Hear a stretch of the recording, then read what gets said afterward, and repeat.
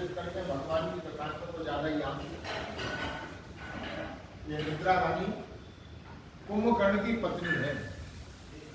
जब भगवान श्री राम ने कुंभकर्ण को मार दिया तो ये प्रभु के पास गए, महाराज आपने मेरे पति को मार दिया, मैं आपके बदलो लूंगी। भगवान बोले कैसे बदलो लूंगी?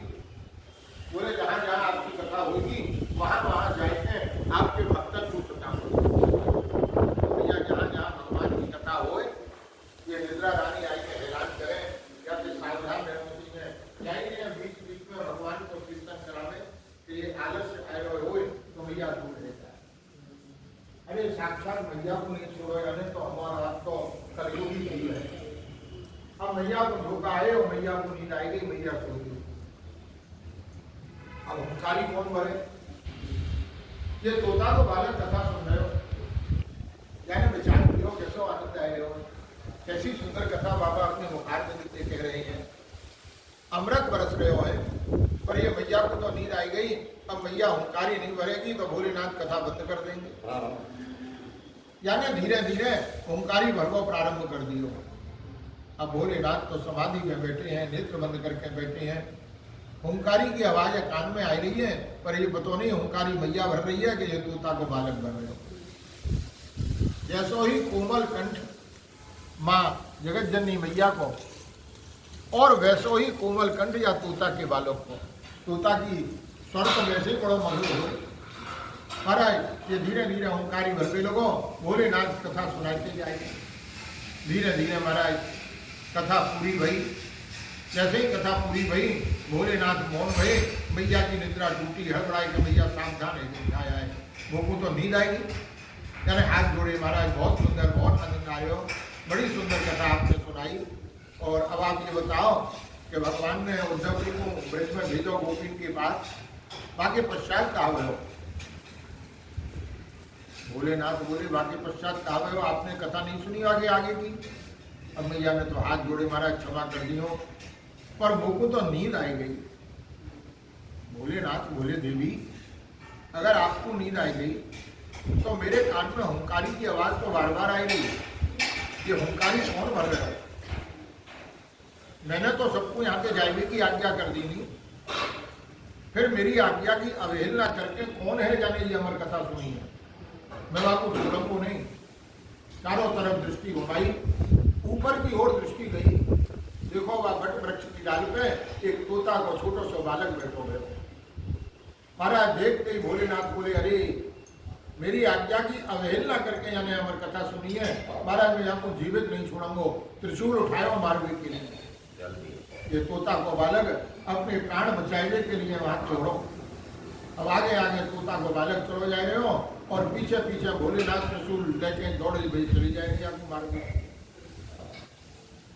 ये तोता को बालक उड़तो उड़तो सरस्वती नदी के किनारे व्यास जी को सम्याप्रास नाम को जहाँ आश्रम, वह आश्रम में प्रवेश कर गए। व्यास जी की पत्नी कीटका जी स्नान करके अपने केस सुखाए रही आश्रम में। केस सुखाते सुखाते इनको उवासी आई और जैसे ही मुख खुलो महाराज ये तोता को बालक इनके मुख में प्रवेश कर गया। अब तो ये घबराई गई, बार बार गले पे हाथ फेरे, छाती पे हाथ फेरे। अरे एक छोटी सी मक्खी या मच्छर चलो जाए मुंह में तो क्या हाल हो? जब तक भीतर को बाल से बाहर नहीं आ जाए ना तब तक शांति नहीं मिले। महाराज तो बार बार गले पे हाथ फेर रही हैं, छाती पे हाथ फेर रही हैं, पर कई प्रकार की फड़फड़ाहट व पक्षी की इनको महसूस नहीं है रही, कई प्रकार को कष्ट महसूस नहीं है। बड़ो आश्चर्य हो। तुरंत व्यास जी के पास आई और व्यास जी तो कहने लगी महाराज अभी अभी एक बड़ो आश्चर्यजनक घटना है गई। मैं केस सुखाई रही और मुँह को उवासी आई और एक तोता को बालक मेरे मुख में प्रवेश कर गया, पर मुँह को कई प्रकार की हृदय में फड़फड़ाहट वाली महसूस नहीं है, कई प्रकार को कष्ट नहीं है। इतनी बात कह रहे तब तक व्यास जी के शिष्य बाहर से दौड़े दौड़े आए। व्यास जी को प्रणाम तीनों गुरु जी आश्रम के बाहर भोलेनाथ पधारे हैं। व्यास जी सुनते ही भोलेनाथ को स्वागत करने के लिए गए और जैसे ही आश्रम के बाहर आए तो कहा देखें एक हाथ में त्रिशूल उठो गए भोलेनाथ के और मुख पे क्रोध के भाव हैं, नेत्र लाल है, व्यास जी ने साष्टांग प्रणाम किया, भगवान ये ऐसे स्वरूप के दर्शन, अरे आप तो भोलेनाथ हो, फिर ये क्रोध कौन के ऊपर आए रहे हो? भोलेनाथ कहने लगे व्यास जी मेरा एक शत्रु है जो अभी अभी आपके आश्रम में आया हो, मैं आपको जीवित नहीं छोड़ूंगा, मार दूंगा। व्यास जी बोले महाराज आपको शत्रु? अरे आपको तो नाम, जो एक बार आपके दो अक्षर को नाम ले ले, मंगलमय शिव नाम ले ले, महाराज आपके जीवन भर के पाप नष्ट हो जाए, आपको शत्रु भला कोई कैसे है सके? और कदाचित है भी तो मेरे आश्रम में। बोले हाँ मेरे सामने अभी मैंने देखो आपको आपके आश्रम में प्रवेश करते हुए। व्यास जी कहने लगे महाराज पर ये तो बताओ वो आपको शत्रु है कौन? व्यास जी वो तोता को बालक है, अभी अभी इनकी पत्नी ने सारी बात बताई थी। तोता के बालक को नाम सुनते ही व्यास जी कहने लगे महाराज तोता को बालक आपको शत्रु? बोले हाँ। पर महाराज आपको शत्रु कैसे बन गए हो? भोलेनाथ बोले व्यास जी मेरी आज्ञा की अवहेलना करके वाने अमर कथा सुनी है, मैं वाको मारूंगा, छोड़ूंगा नहीं, वाको मार दूंगा। व्यास जी हंसने लगे, भोलेनाथ आप तो वास्तव में भोलेनाथ हो, अपने या क्रोध को शांत करो और मुझको ये बताओ, जाने आपके मुख से अमर कथा सुन लेनी, बाकी मृत्यु है सके? महाराज ये सुनते ही सारो क्रोध शांत कर गए। भोलेनाथ को त्रिशूल को हाथ अपने आप नीचे आ गए हो। व्यास जी मैं तो क्रोध में यह बात को भूल ही गए हो, आप सत्य कह रहे हो, जाने मेरे मुख से अमर कथा श्रवण कर लेनी, बाकी मृत्यु तो असंभव है, बाकी मृत्यु तो है ही नहीं सके। पर वो है कहाँ, दिखाई नहीं पड़ रहे हो? व्यास जी बोले महाराज आश्रम में ही है। फिर इधर उधर दृष्टि घुमाई भोलेनाथ ने, आश्रम में है तो फिर दिखाई नहीं पड़ रहे हो? व्यास जी हंसे, महाराज दिखाई कहाँ से पड़ेगो, चेटका जी के गर्भ में बैठो गए हो। सारी बात बताई।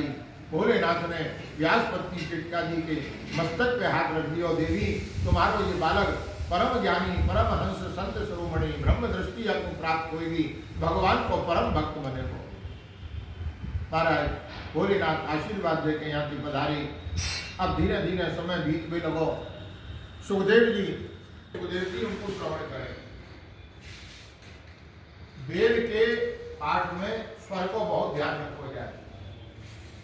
वेद के श्लोकन को अगर कहीं ऊंचे स्वर में बोलना है और वहां थोड़ा भी धीमे स्वर में अगर उच्चारण कर दो तो वह को शब्द को अर्थ ही बदल जाए।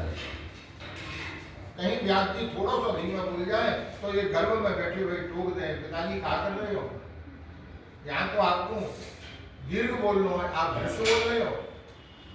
व्यास जी बड़े प्रसन्न हो, देखो ये मेरा पुत्र गर्भ में बैठे हुए हो है और आपको कितना ज्ञान है, तू गर्भ के बाहर क्यों नहीं आवे? नहीं पिताजी मैं गर्भ के बाहर नहीं आऊँ। क्यों गर्भ के बाहर आऊंगो तो ये संसार की माया मुझको सतावेगी। मैं अपनी माँ के गर्भ में बैठे हुए हो, भगवान को भजन कर रहे हो, गर्भ में रह गए मेरी माँ को कोई कष्ट नहीं है। और धीरे धीरे अब तो व्यास जी जानबूझ के गलती करें, पाठ कर रहे क्यों? अगर गलती करूंगा तो या की आवाज मुझको सुनाई पड़ेगी, ये गर्भ में जो टूकेगा पिताजी क्या कर रहे। अरे धीरे धीरे समय व्यतीत है, लोगों 12 वर्ष है गए, 15 वर्ष है गए, सुखदेव जी गर्भ में बैठे हुए हैं। एक समय नारद जी व्यास जी के आश्रम के आगे है निकलते जाएंगे। व्यास जी को और गर्भ में बैठे हुए सुखदेव जी को आपस में वार्तालाप करें। जैसे ही यह बालक की आवाज नारद जी के कान में गई, जैसे काई ने महाराज मिश्री भूल देनी हो, नारद जी तो प्रसन्न रह गए, यार बड़ी सुंदर आवाज, बड़ो कोमल स्वर है कई बालक को, कैसा सुंदर स्वर है आपको, अगर ये भगवान को भजन करे तो महाराज भगवान बड़े प्रसन्न होंगे। चलो मैं आपको कीर्तन सिखाऊं। और नारद जी आश्रम के अंदर आए, महाराज व्यास जी ने स्वागत किया। नारद जी इधर उधर देखने लगे। व्यास जी बोले नारद जी राजो कहाँ दिख रहे हो? बोले व्यास जी मैंने अभी अभी आपके आश्रम में बालक को स्वर्ग। प्राचीन अट्टा मंदिर अलवर में चल रही भागवत कथा का श्रवण कीजिए। रंगीला अलवर पर आश्रम में ही है। आश्रम में है तो दिखाई तो नहीं पड़ रहे हो। नारद जी माँ के गर्भ में बैठो गए हो। नारद जी बोले हैं मैया के गर्भ में तो बात कर रहे हो? बोले हाँ। व्यास जी ने आज्ञा दी बेटा ये देवर्षि नारद पधारे हैं, इनको प्रणाम करो, दंडवत करो। सुखदेव जी ने माँ के गर्भ में से ही नारद जी को प्रणाम किया। देवर्षि मैं व्यास पुत्र शुक आपके चरणों में वंदन करूं। नारद जी के कारण में तो अमृत हो गए बेटा, तेरो कल्याण हो। कैसो सुंदर तेरो कोमल स्वर है, तू गर्भ से बाहर आ, मैं तुमको भगवान को कीर्तन सिखाऊं। हम तुम दोनों मिलकर कीर्तन करेंगे तो प्रभु बड़े प्रसन्न होंगे। सुखदेव जी कहने लगे देवर्षि क्षमा चाहूं, मैं गर्भ से बाहर नहीं आऊंगा। नारद जी बोले क्यों? बोले महाराज गर्भ से बाहर आऊंगो तो भगवान की माया मुझको सता देगी। मैं यहाँ बैठो भगवान को भजन कर रहे हैं। नारद जी कहने लगे बेटा कैसी बात कर रहे हो? अरे जो भगवान के भक्त हो उनको ये माया कभी नहीं बिगाड़ सके। और फिर मैं नारद ब्रह्मा जी को मानव तुमको ये आश्वासन दे रहे हो कि माया तुम्हारा कुछ भी नहीं बिगाड़ पाएगी, तुम गर्भ के बाहर आ जाओ। सुखदेव जी हंस के लगे, कैसी बात कर रहे हो? नारद जी आप लोगों आश्वासन दे रहे हो कि माया मेरा कुछ नहीं बिगाड़ेगी, पर आप भूल गए क्या माया ने तो आपको भी नहीं छोड़ो। आपको याद है विश्व विमोहिनी के स्वयंवर की? महाराज सुनते ही नारद जी से पकाएंगे ये तो गर्भ में बैठो है पर कुरान को भी भूलता है। वहाँ विश्व विमोहिनी के स्वयंवर की बात की आपको मालूम है? नारद जी बोले बेटा फिर कैसे बाहर आ रहे हो? सुखदेव जी कहने लगे जिनकी जो माया है वो मायापति स्वयं आए को मुझको ये आश्वासन दे ये माया मेरे को नहीं बिगाड़ेगी तो मैं गर्भ के बाहर आऊं। नारद जी बोले अभी जाऊं, ये तो मेरी माई हाथ को अकेले। नारद जी ने वीणा उठाई और चल दिए। हरे राम